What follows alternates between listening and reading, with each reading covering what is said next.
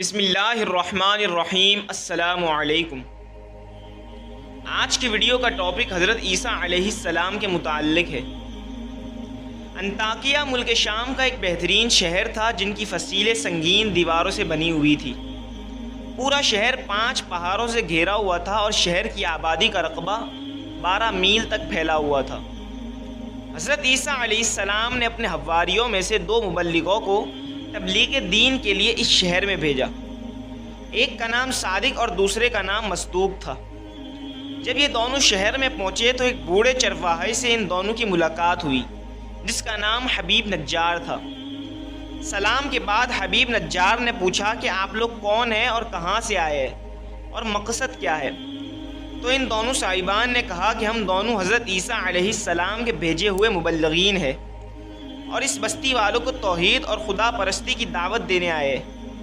تو حبیب نجار نے کہا کہ آپ لوگوں کے پاس اس کی کوئی نشانی بھی ہے؟ تو ان دونوں حضرات نے کہا کہ جی ہاں، ہم لوگ مریضوں اور مادر ذات اندھوں اور کوڑیوں کو خدا کے حکم سے شفا دیتے ہیں۔ یہ ان دونوں کی کرامت اور حضرت عیسیٰ علیہ السلام کا معجزہ تھا۔ یہ سن کر حبیب نجار نے کہا کہ میرا ایک بیٹا مدتوں سے بیمار ہے، کیا آپ لوگ اس کو تندرست کر دیں گے؟ ان دونوں نے کہا کہ جی ہاں، اس کو ہمارے پاس لے آؤ۔ چنانچہ ان دونوں نے اس مریض لڑکے پر اپنا ہاتھ پھیر دیا اور وہ فوراً ہی تندرست ہو کر کھڑا ہو گیا۔ یہ خبر بجلی کی طرح سارے شہر میں پھیل گئی اور بہت سے مریض جمع ہو گئے اور سب شفا یاب بھی ہو گئے۔ اس شہر کا بادشاہ انطیخہ نامی ایک بت پرست تھا۔ وہ ان دونوں کی زبان سے توحید کی دعوت سن کر مارے غصے کے آپے سے باہر ہو گیا اور اس نے دونوں مبلغوں کو گرفتار کر کے 100 درے لگا کر جیل خانے میں قید کر دیا۔ اس کے بعد حضرت عیسیٰ علیہ السلام نے اپنے حواریوں کے سردار حضرت شمعون رضی اللہ تعالی عنہ کو انطاکیہ بھیجا۔ آپ کسی طرح بادشاہ کے دربار میں پہنچ گئے اور بادشاہ سے کہا کہ آپ نے ہمارے 2 آدمیوں کو کوڑے لگا کر جیل خانے میں قید کر دیا ہے، کم سے کم آپ ان دونوں کی پوری بات تو سن لیتے۔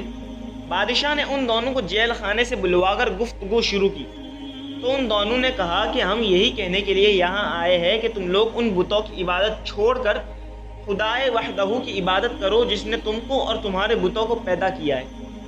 جب بادشاہ نے ان دونوں سے کوئی نشانی طلب کی تو ان دونوں صاحبوں نے ایک ایسے مادر ذات اندھے کو جس کے سر میں آنکھیں تھی ہی نہیں ہاتھ پھیر دیا تو اس کی پیشانی میں آنکھوں کے 2 سوراخ بن گئے۔ پھر ان دونوں صاحبان نے مٹی کے 2 گلولے بنا کر ان سوراخوں میں رکھ کر دعا کر دی تو یہ دونوں گلولے آنکھیں بن کر روشن ہو گئے۔ مادر ذات اندھا انکھیارا بن گیا۔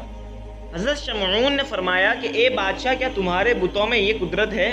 بادشاہ نے کہا کہ نہیں۔ تو حضرت شمعون نے فرمایا کہ پھر تم اس کی عبادت کیوں نہیں کرتے جو ایسی قدرت والا ہے کہ اندھوں کو آنکھیں عطا فرما دیتا ہے؟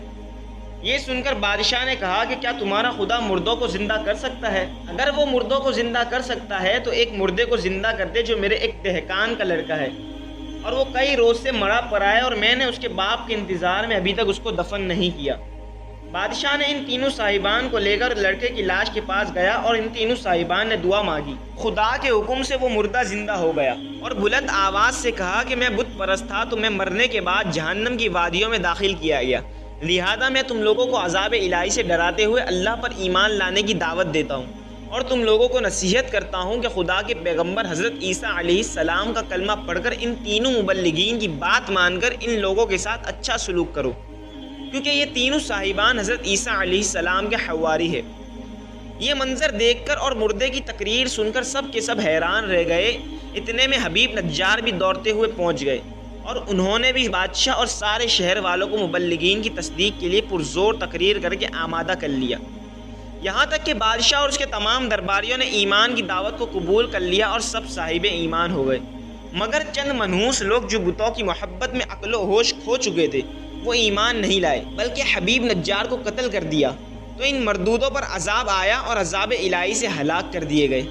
اس واقعے کو قرآن مجید نے ان لفظوں میں بیان فرمایا ہے: وَاضْرِبْ لَهُمْ مَثَلًا أَصْحَابَ الْقَرْيَةِ إِذْ جَاءَهَا الْمُرْسَلُونَ إِذْ أَرْسَلْنَا إِلَيْهِمُ اثْنَيْنِ فَكَذَّبُوهُمَا فَعَزَّزْنَا بِثَالِثٍ فَقَالُوا إِنَّا إِلَيْكُمْ مُرْسَلُونَ قَالُوا مَا أَنْتُمْ إِلَّا بَشَرٌ مِثْلُنَا وَمَا أَنزَلَ الرَّحْمَنُ مِنْ شَيْءٍ إِنْ أَنْتُمْ إِلَّا تَكْذِبُونَ قَالُوا رَبُّنَا يَعْلَمُ إِنَّا إِلَيْكُمْ لَمُرْسَلُونَ وَمَا عَلَيْنَا إِلَّا الْبَلَاغُ الْمُبِينُ۔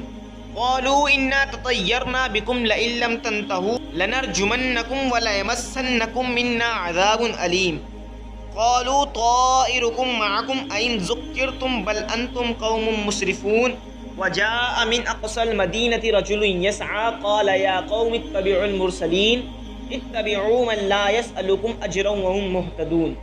حضرت عیسیٰ علیہ السلام کے تینوں مبلغین یعنی صادق، مصدوق اور شمعون کی سرگشت اور تبلیغ دین کی راہ میں ان حضرات کی دشواریاں اور قید و بند کے مصائب اور ہوش ربا دھمکیوں کو دیکھ کر یہ سبق ملتا ہے کہ تبلیغ دین کرنے والوں کو بڑی بڑی مصیبتوں اور مشکلات کا سامنا کرنا پڑتا ہے، مگر جب آدمی اس راہ میں مستقل مزاج بن کر ثابت قدم رہتا ہے اور صبر و تحمل کے ساتھ اس دینی کام میں ڈٹا رہتا ہے تو اللہ تعالیٰ غیب سے اس کی کامیابی کا سامان پیدا فرما دیتا ہے۔ وہ مقلب القلوب اور ہادی ہے، وہ ایک لمحے میں منکرین کے دلوں کو بدل دیتا ہے اور دلوں کی گمراہی دور فرما کر ہدایت کا نور بخش دیتا ہے۔